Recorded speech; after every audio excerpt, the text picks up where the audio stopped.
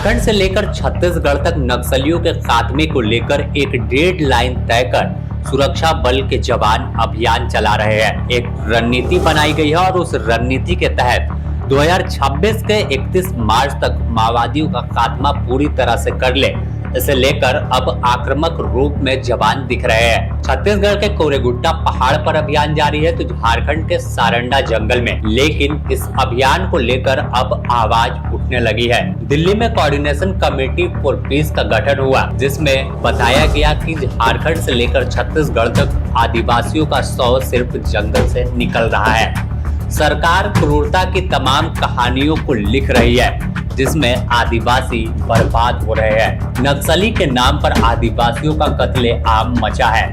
साफ तौर पर इस बैठक और प्रेस कॉन्फ्रेंस में बताया गया कि 5वीं अनुसूचित क्षेत्रों में युद्ध विराम जरूरी है, नहीं तो आदिवासियों के नरसंहार की कहानी काफी लंबी हो जाएगी और उनके खून से जमीन लाल होगी।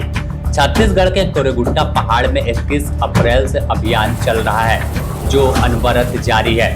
इस अभियान में अब तक 25 से ज्यादा आदिवासी मारे जा चुके हैं, ऐसा आरोप कोऑर्डिनेशन कमेटी फॉर पीस ने लगाया है और साफ तौर पर कहा कि झारखंड से लेकर छत्तीसगढ़ तक सिर्फ आदिवासियों का शव दिख रहा है।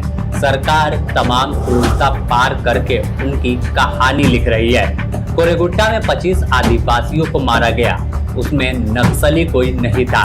ऑपरेशन कगार में बस्तर में सिर्फ 500 आदिवासी मारे जा चुके हैं। इसके अलावा यह भी कहा कि जब सीपीआई माओवादी 1 माह पहले ही अभियान रोकने और युद्ध विराम की घोषणा कर चुका है, इसके बावजूद आखिर सुरक्षा बल के जवान क्यों इतना आक्रामक है?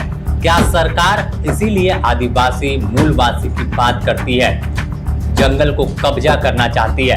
साफ तौर पर देखें तो जो लड़ाई शुरू हुई थी, अब उसे अंतिम रूप देने की तैयारी जाबाज जवान कर रहे हैं। लेकिन जो अब कमेटी के लोग हैं वो सवाल खड़ा कर रहे हैं, क्योंकि जंगल में आदिवासी भी रहते हैं, सिर्फ माओवादी नहीं रहते, और यही वजह है कि कई बार मासूम मारे जाते हैं। इसमें बताया जा रहा है कि जब सलवा जुडूम हुआ था, उससे भी घातक अब जवानों की कार्रवाई हो रही है।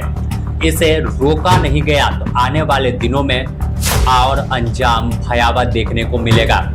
उन्होंने कहा कि बार बार जो माओवादी हैं वो शांति वार्ता की अपील कर रहे हैं। अगर बीजापुर इलाके की बात करें तो उनका दावा है कि 300 से अधिक आम नागरिक इस पूरी कार्रवाई में मारे जा चुके हैं। तो जिस तरह से कोरेगुट्टा पहाड़ में केंद्रीय सुरक्षा बल के जवान सीआरपीएफ है, डीआरजी है, बस्तर फाइटर्स है और छत्तीसगढ़ पुलिस के अलावा तेलंगाना की ओर से तेलंगाना के तमाम ग्रे हॉर्न के जवान हैं जो घातक हमला करने में जंगल में माहिर होते हैं। इसके अलावा देखें तो फिर वहां से भी सीआरपीएफ की टीम है, कोबरा की टीम है। और झारखंड की बात करें तो झारखंड में झारखंड जगुआर जो घातक वार करती है, कैसे जंगल में लड़ाई लड़ना है, स्पेशल ट्रेनिंग लेकर ये जाते हैं। फिर सीआरपीएफ और सीआरपीएफ की सबसे घातक जंगली लड़ाई लड़ने वाली कोबरा, वो भी यहाँ है। चाईबासा पुलिस लड़ रही है। तो साफ तौर पर अभियान जारी है। समिति के प्रमुख सदस्यों ने शुक्रवार को नई दिल्ली स्थित प्रेस क्लब ऑफ इंडिया में प्रेस कॉन्फ्रेंस किया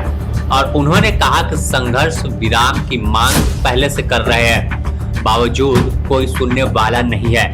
सम्मेलन को भाकपा माले लिबरेशन के महासचिव दीपांकर भट्टाचार्य ने संबोधित किया। साथ ही प्रेस कॉन्फ्रेंस में उनके साथ आंध्र प्रदेश उच्च न्यायालय के पूर्व न्यायाधीश न्यायमूर्ति बी चंद्र कुमार, हैदराबाद केंद्रीय विश्वविद्यालय के सेवानिवृत्त प्रोफेसर जी हरगोपाल, लेखिका मीना कंडसामी, दिल्ली विश्वविद्यालय के समाज शास्त्र की प्रोफेसर नंदिनी सुंदर, झारखंड जनाधिकार महासभा के प्रतिनिधि Dinesh Murmu, people's union for civil liberties की राष्ट्रीय अध्यक्ष कविता श्रीवास्तव समेत कई लोग मौजूद थे। खुद सुनिए क्या कुछ प्रेस कॉन्फ्रेंस में बता रहे हैं। के साथ साथ हमारा झारखंड में जो है अभी जल जंगल जमीन की लूट और भी बढ़ती जा रही है और वहाँ के आदिवासी खास करके अपना जीविका उपार्जन के लिए जल जंगल जमीन पर निर्भर है और उसको बचाने के लिए लोग संघर्ष कर रहे हैं और संघर्ष कर रहे हैं। उसको संघर्ष को तोड़ने के लिए जो साथी हमारे किसान मजदूर वर्ग के लोग हैं, जो सामाजिक कार्यकर्ता है, वैसे लोगों को जो अत्यंत गरीब परिवार से बिलोंग करते हैं, जो मजदूर वर्ग के लोग हैं, ऐसे लोगों को 1 लाख की नक्सली इनामी बता करके लोगों को जेल में डालने का काम कर रहे हैं। तो आपने सुना किस तरह से उन्होंने कहा कि छत्तीसगढ़ में मूलवासी बचाओ मंच पर प्रतिबंध जारी है, तो सरकार के खिलाफ जो आवाज उठा रहा है उन्हें दबाने की कोशिश कर रही है। छत्तीसगढ़ के अपने आप में अलग तरीके का माहौल दिख रहा है। कोऑर्डिनेशन कमेटी पीस समिति के सदस्यों ने अपने दृढ़ सामूहिक राय व्यक्त की। सीपीआई माओवादी नेतृत्व द्वारा संयम बरतने की सार्वजनिक पेशकश के मद्देनजर सरकार से संवैधानिक जिम्मेवारी और राजनीतिक दूरदर्शिता पर आधारित प्रतिक्रिया की अपेक्षा की है। जबकि छत्तीसगढ़ के गृह मंत्री विजय शर्मा ने अक्सर माओवादी लड़कों के साथ बिना शर्त बातचीत का दिखावा किया है। तो यह बड़ा आरोप भी तमाम लोगों ने लगाया है कि वहां पर जो गृह मंत्री है वो बातचीत का दिखावा करते हैं, लेकिन दूसरे चाल फिर चल देते हैं। इसे लेकर उन्होंने उम्मीद जताई कि हथियार डालने के लिए तैयार हो, लेकिन साथ में व्यापक सैन्य अभियान की वृद्धि ने गंभीर विरोधाभास संदेश दिया है।